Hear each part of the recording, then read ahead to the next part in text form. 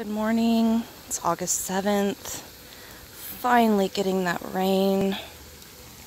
Just kidding, it's my sprinkler. Still haven't had rain in about 2 months. Everything's on fire. I don't know if it's coming across clear on my camera here, but we are under a layer of smoke. Pretty typical for the Pacific Northwest.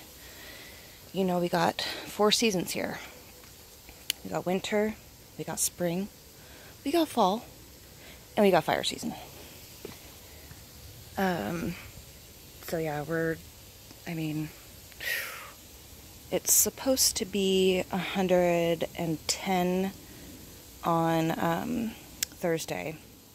100 today, 100 and something tomorrow, I don't know. I really hope my garden pulls through. I wanted to give an update on my pumpkins, and actually, I guess I spoke too soon about these cucumbers because I have 5 now growing. So maybe it heard me. It was like, I don't want you to hate me.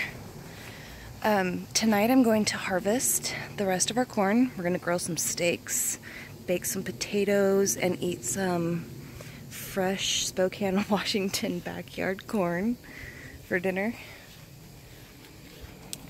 Pumpkin, I'm now 99.8% sure that this is a Big Mac's, not an Atlantic Giant. It has grown probably 10 pounds in the last 2 days, so not a huge amount of growth, but it's still really pretty, and it will still look really pretty on the front porch for Halloween, and I'll put my corn stalks up and my Jack P. Littles, and we'll try again next year. And I've been looking online, and there's a couple of pumpkins that I think I would like to try before I go for like the big ones, like an Atlantic Giant, just because, you know, Atlantic Giants, they're big and all, but they're just not very pretty. And so I saw a pumpkin called Big Moose and a Big Moon pumpkin. And so I think I'm going to try those next year because they're almost exactly like the Big Macs here. But instead of, you know, an average of 100-pound specimen, you're going to get a 200-pound specimen on average. So you can see, oh, this is a Nerf bullet. It was a joke.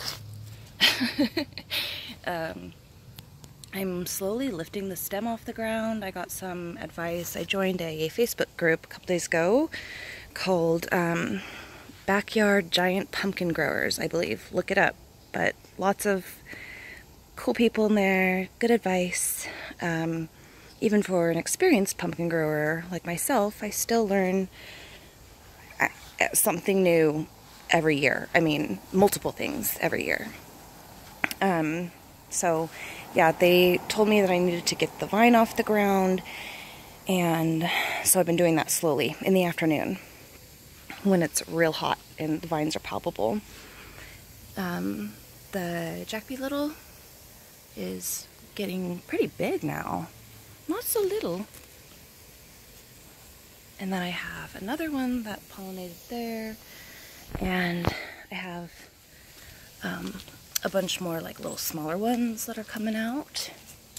The male blossoms on this thing are surprisingly, oh, there's a bee trying to get in there right now, but surprisingly huge.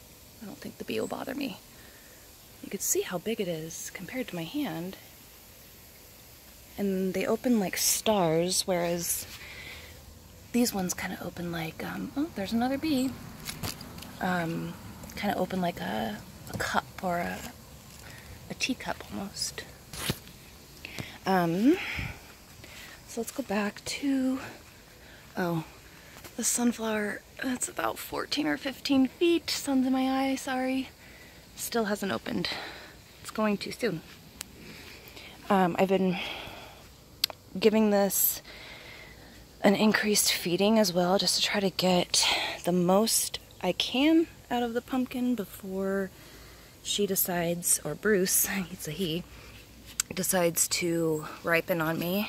I know it's not ripe yet because I can see at the blossom end you can see where it's going to turn orange at some point. So it's still pretty yellow. Good sign. Let me show you what I'm giving it for feedings, and I think we'll wrap it up. So what I've been using is Cali Magic, CalMag. It's pretty low in nitrogen, which is nice.